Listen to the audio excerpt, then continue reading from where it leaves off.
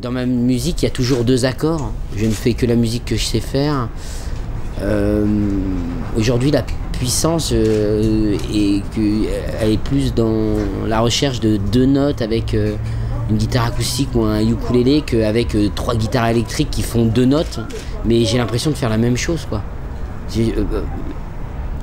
Mes goûts musicaux n'ont pas changé, ils s'agrandissent, ils s'élargissent, ma culture musicale s'enrichit au fil des années, parce que je suis vraiment à la base un fan de musique aussi, j'écoute beaucoup de musique. Je fais la musique que je sais faire. Jamais je me suis posé la question de dans quel style je vais faire cet album. Moi je ne fais que la musique que je sais faire, donc si je la fais avec une guitare folk, je la fais avec une guitare folk, si je la fais avec une guitare électrique, avec une guitare électrique, mais d'ailleurs je serais incapable d'avoir une commande et qu'on me dise faut que tu fasses un album de jazz et tout. Je sais pas jouer de jazz, quoi. Je sais faire la musique avec le plus de sincérité possible, mais celle que je sais faire. Uniquement celle que je sais faire. Je suis incapable de trouver un truc de guitare et puis d'essayer d'écrire dessus. Alors là, c'est sûr que c'est un échec. Ça m'arrive, hein, parce que parfois ça arrive. Alors celle-là, généralement, elle passe pas l'épreuve du temps. Je l'écris et puis 3 mois après, je la jette. Et puis quand j'écris un texte, j'arrive à peu près jamais à mettre une musique dessus. Donc les deux se font en même temps. C'est assez étrange. Alors, je pars d'une phrase sur ma guitare et puis hop, j'ai mon noyau de base et là donc j'ai ma suite d'accords, ma mélodie que je vais arranger, retourner, retravailler le texte, le recreuser, mais tout vient, tout est ensemble. C'est vraiment lié, quoi.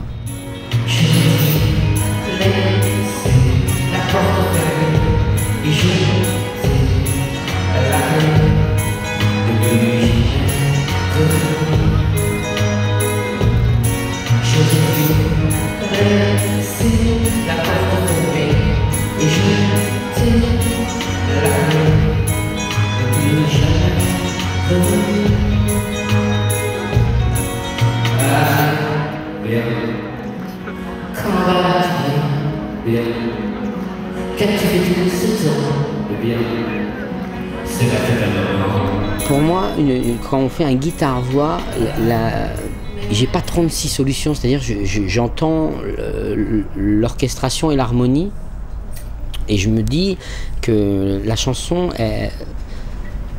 elle impose ce truc-là. Donc moi j'essaie de n'aller qu'à l'essentiel. Et comme j'ai composé mes 2 albums chez moi, en tout cas pour les guitares-voix, et que je réutilise les guitares-voix en studio, je les extrais de mon studio, je les rebalance en studio et puis on retravaille autour. Bah, souvent ça nécessitait 3 gouttes de glockenspiel, un peu d'ukulélé, une toute petite guitare acoustique, et puis ça suffisait à ce que les ritournelles s'imbriquent les unes dans les autres et que ça fasse une espèce de mécanique qui tourne sans qu'il y ait besoin d'une autre orchestration. Puis en studio, chaque fois que je rajoutais un truc, je me disais mais pourquoi je le rajoute pour faire plus lent, plus gros, plus lyrique, et c'est pas moi, quoi. Alors, et après, quand je suis revenu avec ces chansons et que j'ai dû les adapter pour la scène, je me suis dit j'ai 2 solutions. Soit je fais un truc très très intimiste, soit je fais un truc avec un groupe et je mélange les deux. Et ben j'ai fait les deux. J'ai fait un spectacle à 2 qui est extrêmement intimiste, avec des tuiles, un décor, des vidéoprojections. Je joue de la batterie, de la guitare, du ukulélé. Je suis accompagné avec un violon, un alto, une mandoline, un harmophone. Enfin, on tourne, on joue de plein d'instruments en même temps. Mais c'est extrêmement minimaliste, très intimiste. Et en même temps, il y a aussi le concert que je vais donner ce soir et qui est beaucoup plus rock, plus dense sur scène, quoi.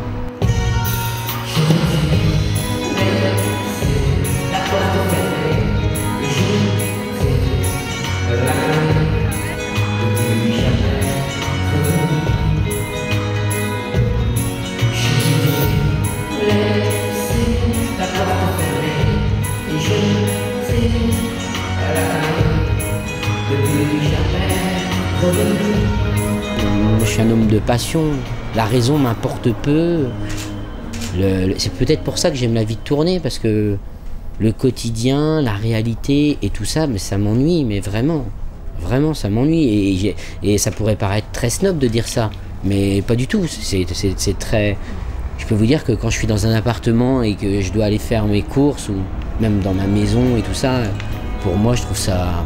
Au bout de 3 jours, je suis déprimé.